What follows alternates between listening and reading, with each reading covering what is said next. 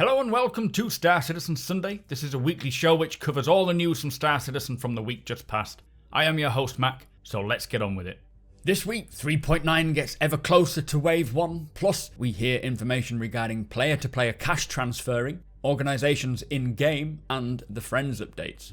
So a quick 3.9 update before we begin. CIG were trying to, and I kind of suppose they're still trying to release 3.9 to Wave 1 this weekend.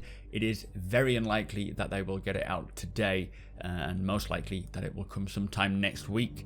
They did have a test build which unfortunately failed, so fingers crossed they get the issues resolved and we get it in our hands as soon as possible. Do make sure you hit that subscribe button and tick that little notification bell as well so you know exactly when my videos go live, because as soon as it does release to Wave 1, I will begin to get videos covering everything that 3.9 has to offer. So this week's Star Citizen Live was with the US PU feature team. This is one of the feature teams who work on a select group of features. There are other teams who work on other features in different departments. First question for them was, will we get a specific quantum travel waypoint marker in the future? Now they say yes, you will be able to set certain locations as waypoints to jump back to. They hope to bring this sometime in the near future, as exploration is now heavily being talked about. Many discussions regarding how they can make the star map more robust and what direction to take for helping players to navigate is something they're also discussing. Someone asked a similar question in regards to maybe returning to manual quantum travel without using beacons, so kind of free jumping. Now they said the way it's going to work is mostly using a long-range scanner. You find anomalies which then you can create markers for to get to those specific locations. They are procedurally generated locations like derelicts, pirate bases, asteroids, nebulas, mining areas, and other content as well. But they are planning to have a quantum travel discussion soon. In fact, they were supposed to have it before the whole COVID thing happened. So hopefully we will learn more about exploration and see what direction they go in. I do like what he kind of described there, and I guess they are thinking more along the lines of using scanners to find locations rather than just exploring the vastness of empty space, hoping that you randomly discover something. It will be very exciting to hear what they discuss surrounding the exploration mechanic, especially now the Carrack's in amongst other vehicles. Anyway, next question, will asteroid belts block our quantum travel routes? Now, they say this does come up a lot. Chris Roberts wants it in as soon as possible because it annoys him that asteroids do not block anything. They don't want us to fly through them, but it's more complicated than just adding collision to every rock. It is in the plans, but they're not sure who or when they'll be able to bring it. Next question is, will we ever see an option to send money to our friends? Now, they are literally working on a player trading app this quarter, which is massive, exciting news. This, they say, is the beginning of being able to trade everything like items as well, but for the first iteration, it will be limited to transferring money. There's a focus on quarter on getting people together with their friends, so this, along with physical inventories, which will bring limitations to what you are able to trade, will be coming soon. If you're stood next to each other, for example, then you will be able to maybe trade what you have on you, whereas you can wire money to anyone anywhere and don't have to be on the same server either. More on this, Jared says, with Inside Star Citizen this quarter. Now, as I said, this is massive news. The ability to send money directly to one another is going to make the game so much better for multi-crewing, for working together. Just being able to do missions together and being able to actually share the profit is amazing. I really can't wait to see more on this. Anyway, next question, how will the cargo decks differ from the cargo screens that we have at kiosks? Now, cargo decks, they say, are more a location to hold cargo rather than a replacement for the commodity trading. Cargo depots will be the cargo network that supply the local planetary areas and its moons. They want players to store cargo that you can trade amongst other players at these locations as well. An example they gave was, let's say you have X amount of cargo, you want to trade it with someone else, you can store this at that cargo deck, transfer the ownership of that cargo to the other player, then they can go to this location and pick up the cargo.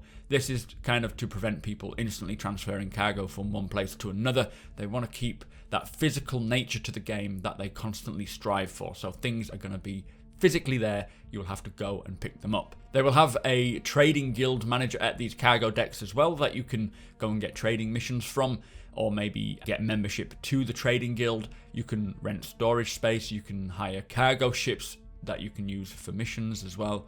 These cargo depots will mostly be inserted to areas like starports, for example, rather than every space station you see, which I'm very excited for these cargo decks. I think they're just going to add so much more to the game, along with those refineries as well. This is a great way of expanding the cargo mechanic and career, trading stocks between players, running cargo missions. If you don't have a cargo hauler, you can probably use one of their own or rent one. It is all part of thoroughly fleshing out the hauling and distribution mechanic. Next question, are there any updates coming to FOIP and VoIP? Now, there are some new issues that have arisen, so they are investigating these and will address them in the first quarter. Apparently these were due to things like server-side OCS. Next question after that was to do with the friends list improvements. What are they? Now, they say the goal is to allow people to easily get together and streamline the whole process of getting into game together. Adding things to allow people to join servers together much quicker. It should also be a lot better and more encouraging for player onboarding, so getting new backers into the game and actually enjoying themselves rather than having this awful time of trying to figure out if it's supposed to be like this, if it's them, if it's a bug, trying to team up with friends. It should be pretty easy now for 3.9 to get in together, and after this he wants to give us the ability to create orgs in game. Not anytime soon, he says, but creating the backbone of the social structure, bringing orgs in game and managing them in game as well. As the new building blocks UI gets integrated, we will see a lot more functionality coming much quicker than we have before. I guess now that they've hooked up the Spectrum to the game itself, they can begin to tie the org stuff in as well. So there's no idea when this is going to happen, of course, but this is the very reason why I haven't created an external website for the SM-Borg, as CIG will eventually provide everything that we need and get it all integrated. I cannot wait for this to come online. So once they get all this org stuff in the game, it's just going to make it so much better. Now the next question is, will you use building blocks for store purchasing at kiosks?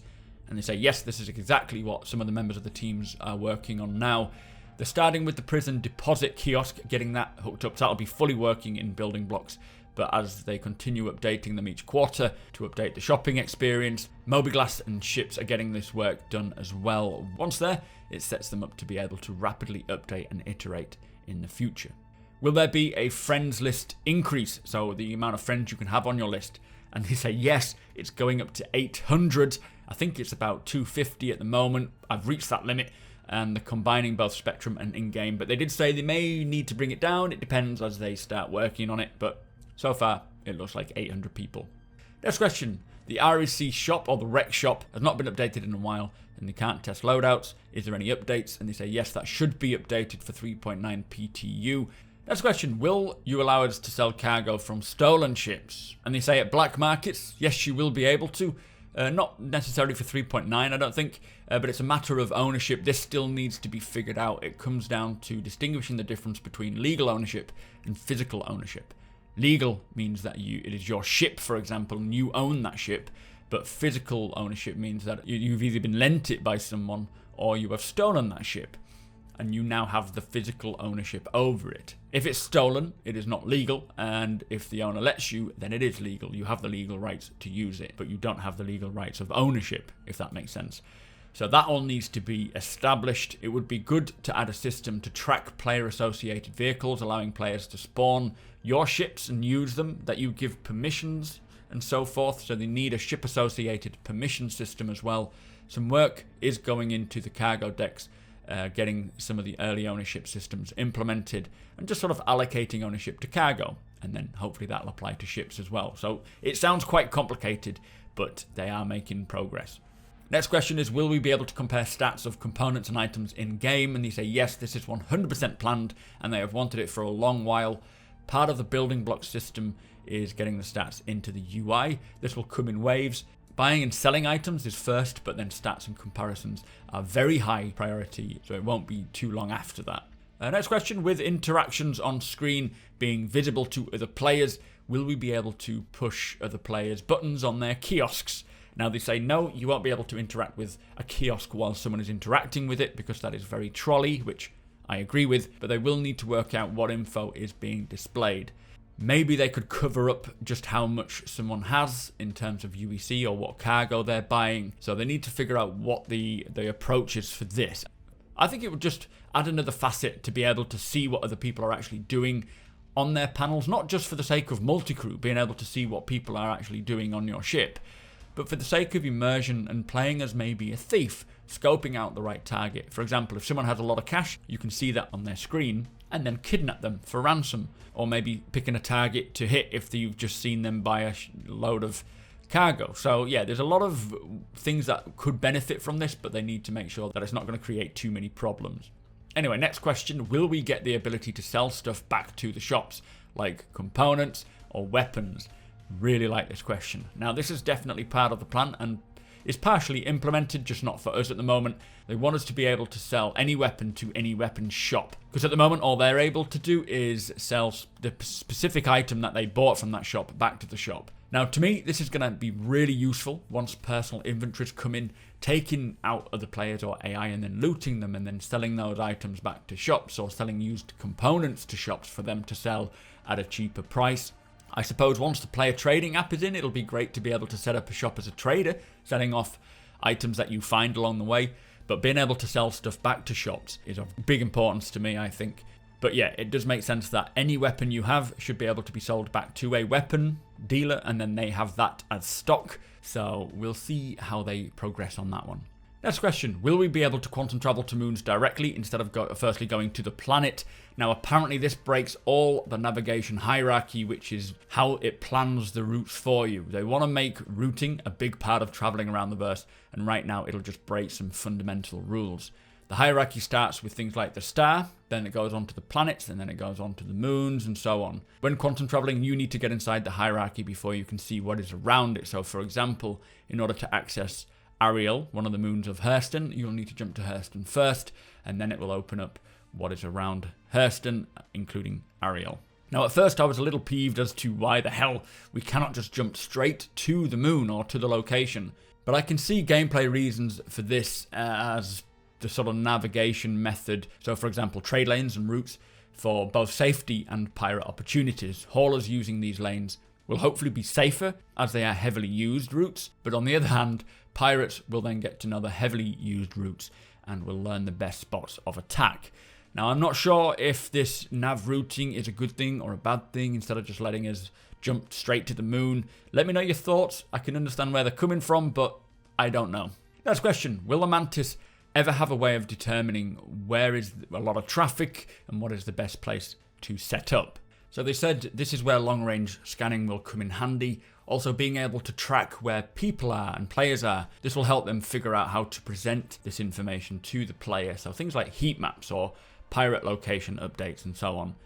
Now, it was mentioned that the Mantis and probably other ships to some degree will be able to monitor space lanes and see where the traffic is. It kind of goes back to the previous question, but the Mantis will have aids in picking a good spot. There is an AMA on Tony Zurevek's Quantum on the 22nd of April, which I think will be just incredible and hopefully answer some of these questions into how will we see where most people are or where a good spot is to set up a Mantis. So we'll keep our eyes out for that one. What is the next step for service beacons is the next question, and they have put some work into the NPC refueling beacon, which to me sounds like if you run out of fuel, you can then put up a beacon requesting fuel and an AI ship will come and refuel you. Something interesting that they did say is that they are now looking into regulating the distance that some ships can travel. Now, this is partly for the new player experience and keeping people a lot closer to their starting planet for a little longer, meaning they want to provide enough content to entertain people for days without feeling the need to quantum travel to a new location just to find something to do. Each planet and its moons should have a ton of content in missions for players to spend their time there. Now, the building blocks conversion is massive, as they can then start to add more and more of these service beacons and filters much quickly, unlocking the potential to add new ones as they want and need them. This is one of the reasons why a lot of features, I think, are on hold. They are in need of tech like building blocks to get the UI in quicker. Now, these service beacons are going to help organize emergent gameplay to some degree as well. If you need repair, you can send out a beacon, for example. It is kind of like an Uber app in the game, which will carry with it its reputation rating that players can leave other players based on their performance on a job that they had them for. Do let me know what kind of beacons you would like to see, but now that the building blocks is coming in, they should be able to just set up beacons as and when they need it on the fly much quicker than waiting for the UI team. So we should see some good implementation there. Next question, the character customizer. Will we ever get seed numbers so we don't have to keep creating the same character when they wipe the servers? Now, firstly, when they start moving over to persistence, these server wipes will be completely eradicated at one point. So hopefully you won't need to keep having to create the same person, but it wouldn't be too hard to create the seed numbers. They are great for creating things like twins or maybe family members looking similar, but they might not want a large number of people all looking the same. So there's got to be some maybe limitations to it. But I really hope so, because my head was scanned at CitizenCon, so my head should be in the game at some point. So I really love the idea of having my own head seed that I can just literally run around looking like me. I think that would be amazing. But yeah, hopefully they can get this in, and it sounds like they may do bring in seeds in so that you can remember the same face. Next question is about getting an in-game issue council. Now this I think would be really good, but as Jared did point out, it could kind of remove you from the game a little with it being a little unimmersive, but it doesn't have to be in the final game. For an alpha, I think it's a good idea to bring this in, and I've seen it in other games as well, like Hell Let Loose. It would actually work really well if you were to use maybe your Mobiglass and send and type up an issue live while you're in the game, something you could probably do while quantum traveling maybe. The other benefit is that it does have the client information right there in the game with you, so if you send it to them as you experience the bug, they will be able to see it. It can snapshot maybe a screenshot or a video for them. I think that would be a great idea. So final question, is the ship stats page getting updated? And they say yes, they have just been discussing this as to how to approach this. It needs to be systemic and sustainable. It cannot be done by hand because there are too many ships, too many variables. They're going to use tools to strip out the accurate data and then keep it up to date. It will be great to get this up to date, but we do have websites now like Urkel, which I really enjoy using, but it is needed, especially for new players and people buying ships with real cash. They need the accurate details. So yeah, hopefully we get that soon. That is Star Citizen Live. A lot of information there. It's going to take me a while to edit all this down, but some incredible stuff, and it just sounds like a lot of it is around the corner, so hopefully we get to see it ASAP. Things like building blocks, the iCache persistence, all of this sort of back-end tech is what is holding up a lot of features, and this is one of the reasons why a lot of the features have been moved from roadmaps over the years, is because they just cannot get it in yet until this back-end tech is in. Now a lot of this tech is being implemented and being used. I really hope that we see a flurry of excellent content. So that brings us to the end of the show. Thank you so much for watching. Be sure to hit that subscribe button so you don't miss a video. Hit that thumbs up if you enjoyed it, and share the video with all your friends. If you like what I do and want to help me make it better, follow the link below to my Patreon page to learn more.